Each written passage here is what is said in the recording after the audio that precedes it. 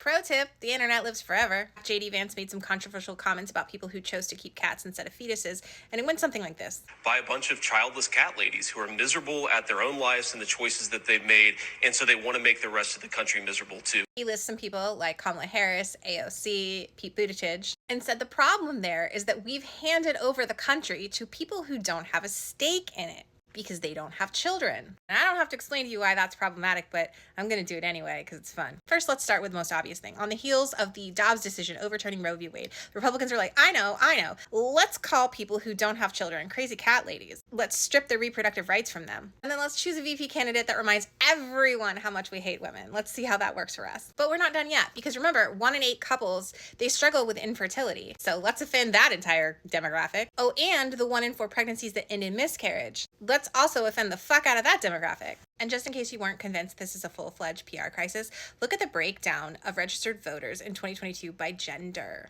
But JD Vance's comments are more problematic than just pissing off a bunch of female voters who will show up to the polls en masse. It speaks to a larger ideology of the Republican Party, valuing women as vessels. And I believe there's a correlation between that and the evangelical movement that pressures women, but more specifically children, to get married so they can start having babies early and often. So young as 14 years old. Did you know that the first state to ban minors getting married was Delaware? Did you know what year it was? 2018. Yeah, we're all rage laughing about JD Vance going on this show and talking about childless women. But what is he really saying? He's saying that if you don't have children, somehow you don't have a stake in what happens in this country? That's not even subtle.